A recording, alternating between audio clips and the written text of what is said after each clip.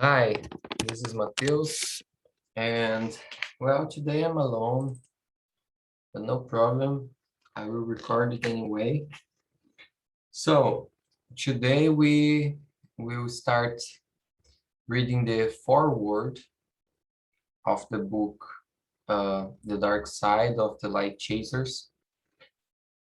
And well, last week we did our first meeting, and uh, we read the introduction of the book. I want to start to open this meeting telling the difference between foreword, preface, and introduction. So those three are parts of a book, and uh, it usually is in the beginning of the book, right? So a foreword is written by someone other than the author of the book and tells the readers why they should read the book.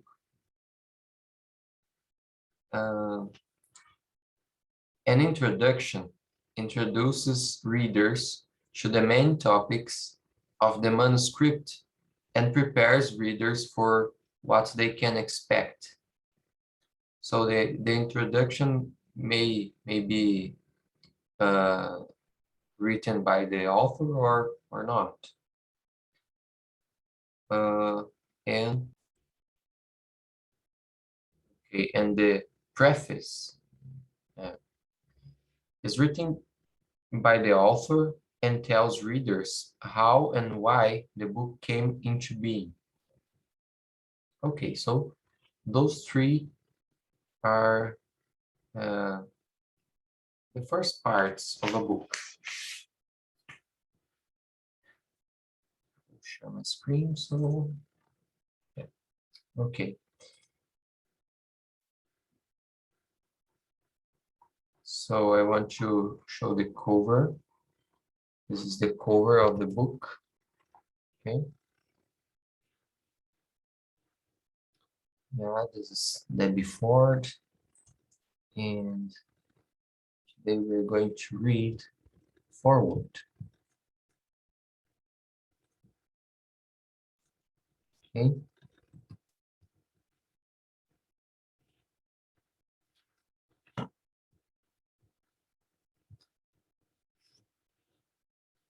Okay.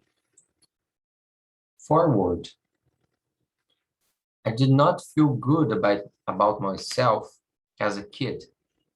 In fact, there were times when I really hated being me.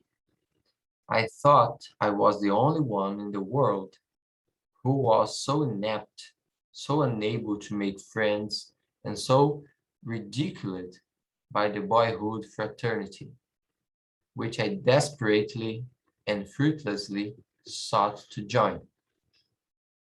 Okay, about this part, so first, I highlighted two words here. Inept, that means someone who is inept does not have much ability or skill. Okay, so he was inept to make friends. He didn't have enough ability to make friends. And the word sought is the past tense and past participle of seek. Seek is a formal way to ask for something or to try to get something. So he he tried to join the boyhood fraternity. And I made a note here about anima and animus, because I think this conception came from Jung, the psychologist. But Bert Hellinger, uh, also a German guy, Bert Hellinger, who discovered the constellation. I don't know in English the name, family constellation, maybe. But he says then uh, that when a guy who has his anima, that is the female part in a man, uh, sorry, I will reformulate about anima and animals. When a guy doesn't accept his father, so he's not able to get uh, from his mother circle and get to his father circle. So he will feel inept. He will feel uh, like this, unable to make friends, whether man or woman, because I mean, he hasn't accepted the male part, male form, the male energy of his father. And the same thing uh, works with women. I mean, when women don't get from the father's circle, gets to the mother's circle or sphere, maybe. I don't know in English this theory, but I I hope I may be understood. But okay, so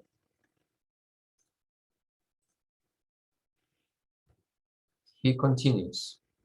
Not much changed when I became a young adult. Oh, I thought I was going to strike out a new course.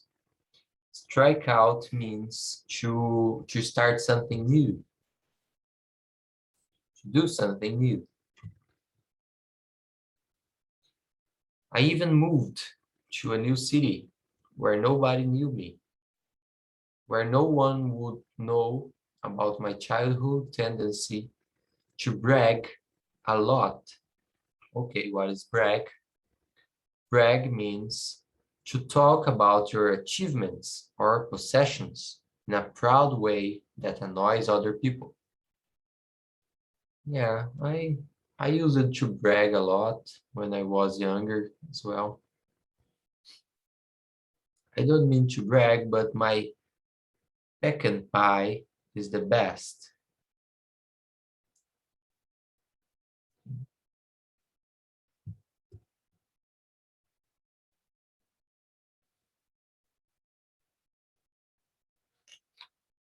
Okay, so where no one would know about my childhood tendency to brag a lot as a compensation for my lack of self-regard. I think self-confidence would fit as well. No one would have seen what the adults of my childhood called my flightiness, my tendency to fly, or being flighty is to change behavior or to change opinions easily. And no one would know about my habit of coming on too strong. Coming on may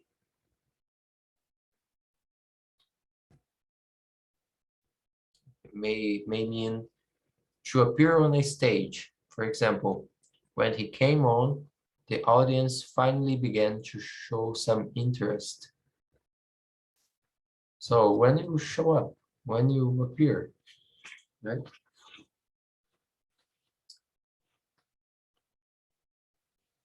So, filling the room with my presence to the point where no one else felt they had any space in which to show up. My social ineptitudes would never be discovered.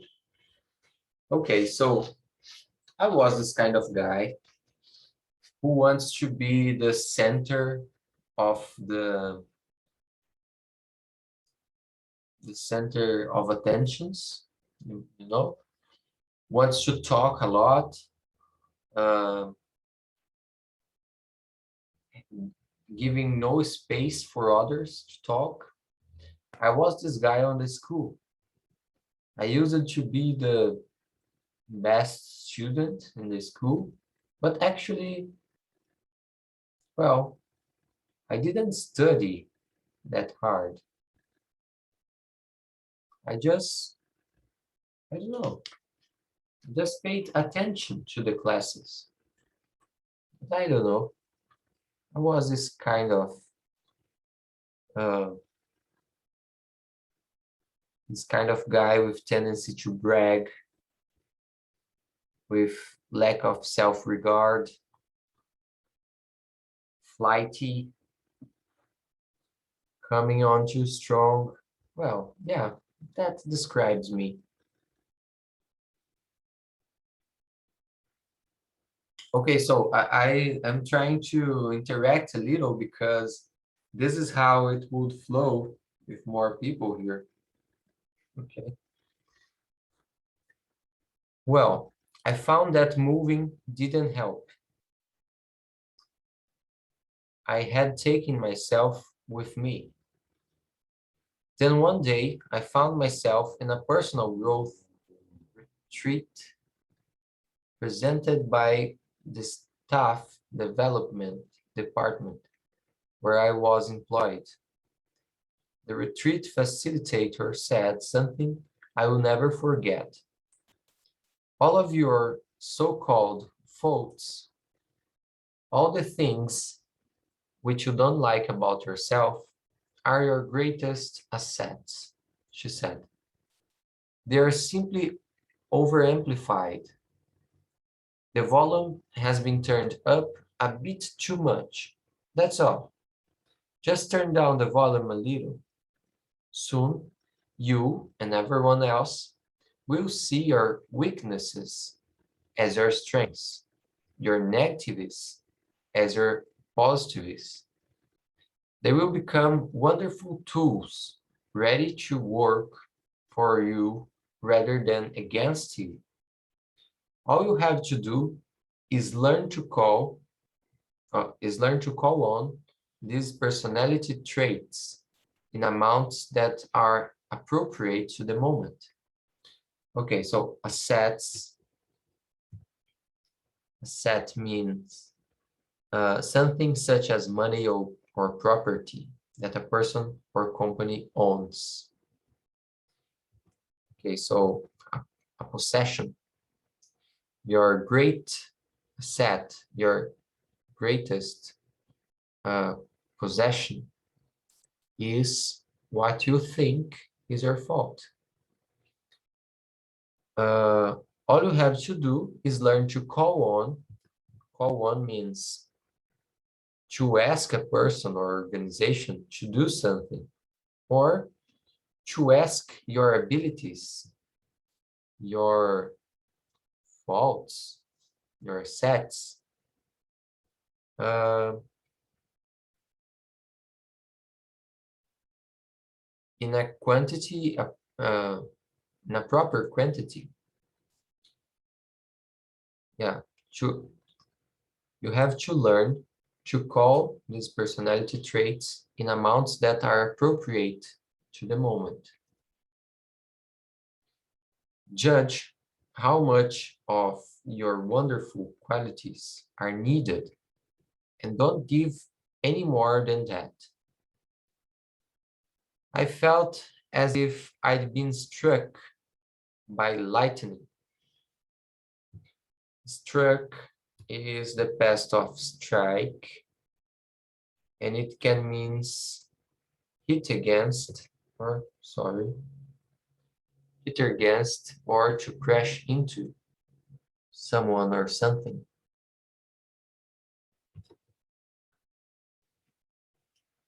I felt as if I'd been struck by a lightning. I'd never heard anything like this before. Still, I knew instinctively that it was true. It was truth. My bragging was nothing more than over-amplified confidence. What people called flighty or foolhardy in my youth, was nothing more than spontaneity and positive thinking, once again overamped. And coming on so strong was just my leadership ability, my verbal dexter, dext, dexterity, and my willingness to step to the line and 3 notches too high, all 3 notches too high. Okay, so flighty, changing our opinions and behavior often, not serious or reliable. Foolhardy, ignoring obvious dangers in a stupid way. Dexterity, great skill in using your hands or your mind.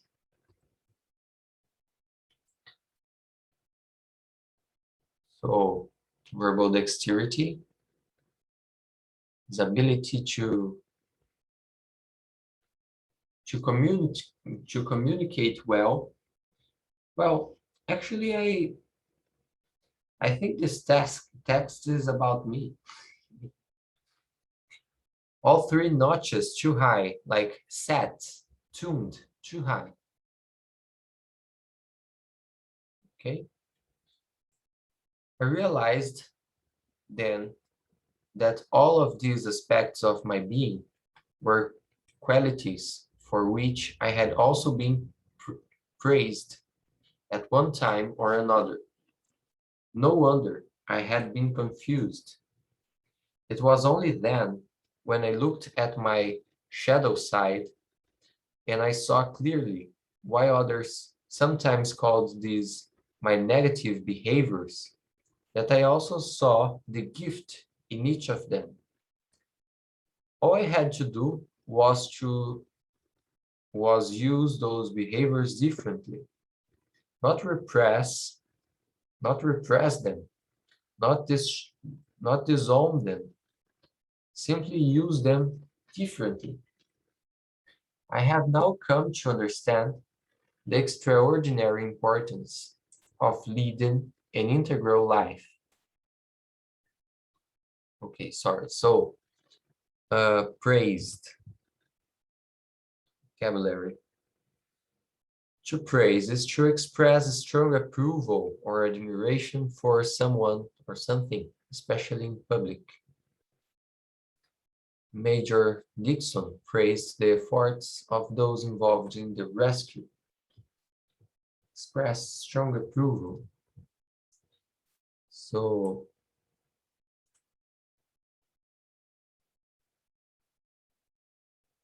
yeah, so some aspects of his um,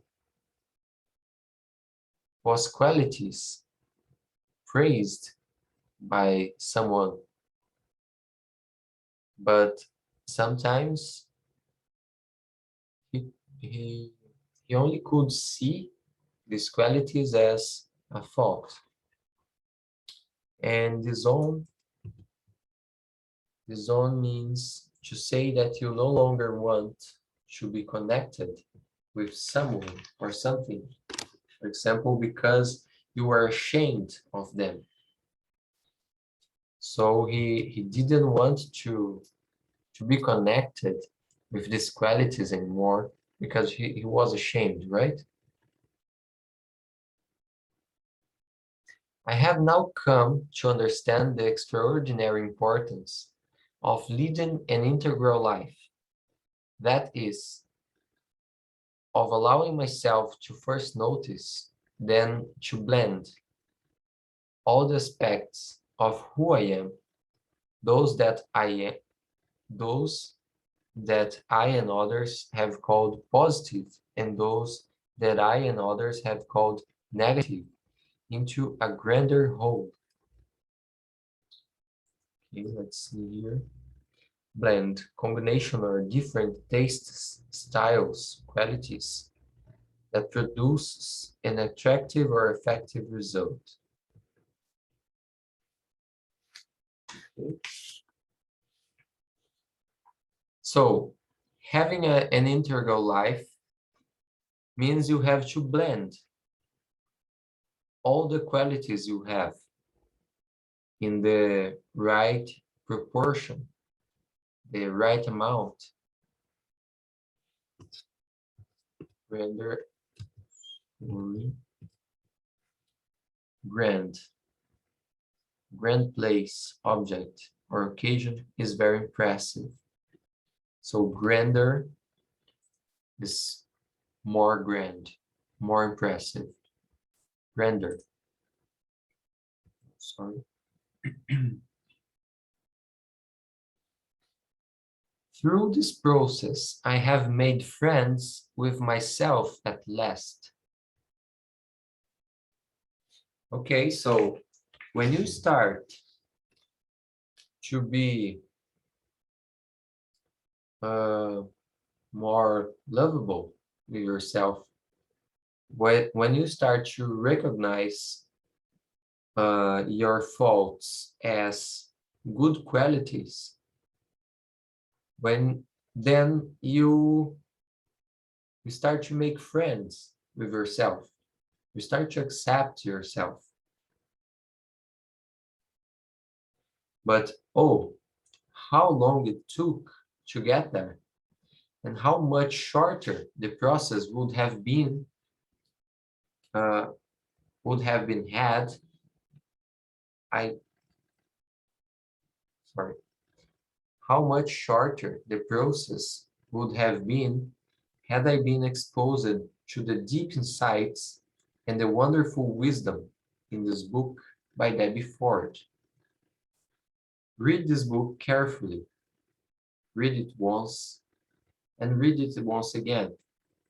Then read it a third time for good measure and do the exercise it suggests. I dare you, double dare you. But neither read the book nor do the exercises if you don't want your life to change. Put the book down right now. Stick it on the top shelf of your bookcase where you'll never reach again, or give it to a friend, because it will very likely be impossible to experience this book without also experiencing shifts in your life. I believe in living a life of utter visibility. That means complete transparent transparency, nothing hidden, nothing denied, not even the part of myself that I didn't want to look at, much less acknowledge. If you agree with me that visibility is the key to authenticity, authenticity, authenticity. I don't know how to pronounce this. Authenticity.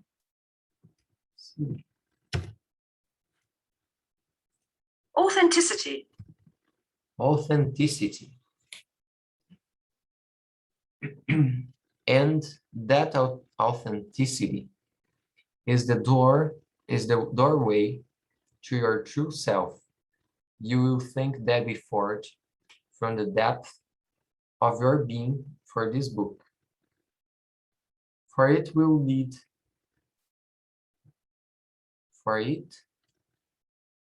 will lead you right to that doorway, beyond which beyond which is found lasting joy, inner peace, and a place of self-love so vast you will at least find the rooms to unconditionally love others.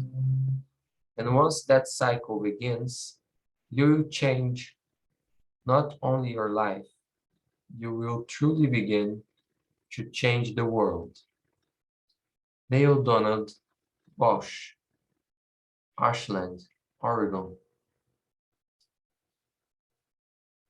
Okay, that's it for this book, for this meeting. Some new words, new vocabulary. Utter, utter, to say something. As soon as he'd uttered the words, he regretted them. Acknowledge, to accept or admit that something exists, is true or is real. He never acknowledges his mistakes, admits that he has made them.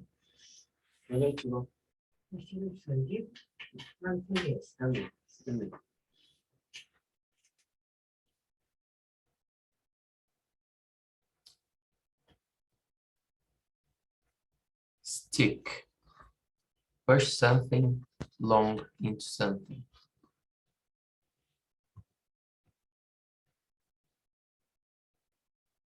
Okay, so the suggestion of this guy is to read this book carefully, do the exercises that it has, uh, make friends with yourself, recognize your own um,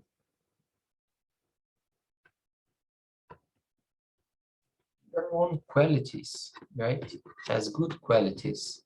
You just need to know how to blend your qualities to be to have an integral life. So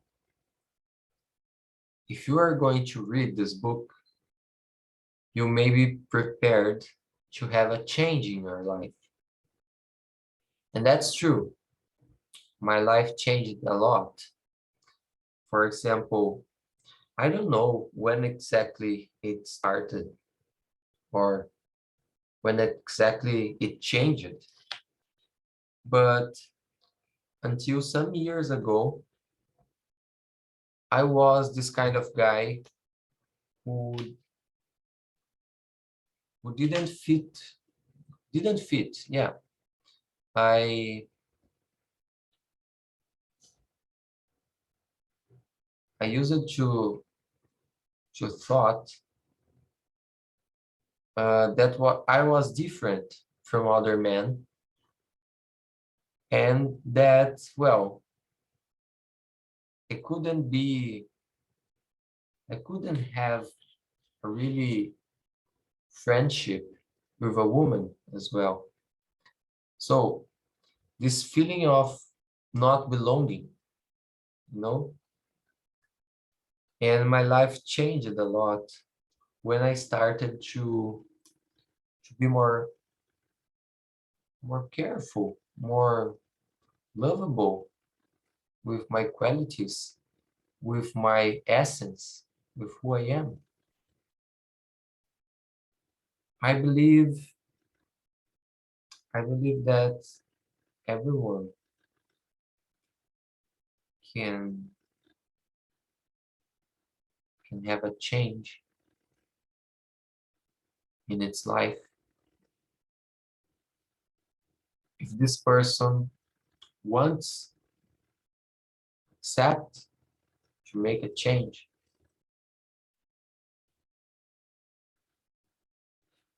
And I think that's it.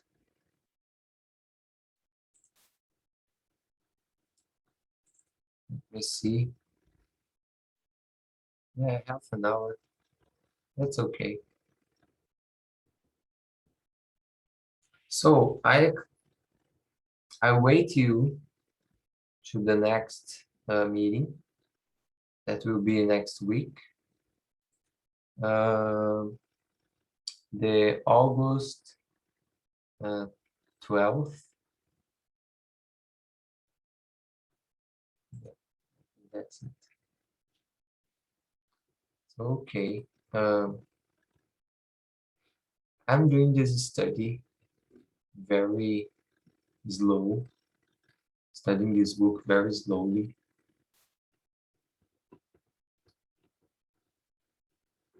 And this is for me too. I read this book in Portuguese, and I feel that I needed to study this slowly. Now I'm doing this in English, that I think it's very important for my abilities.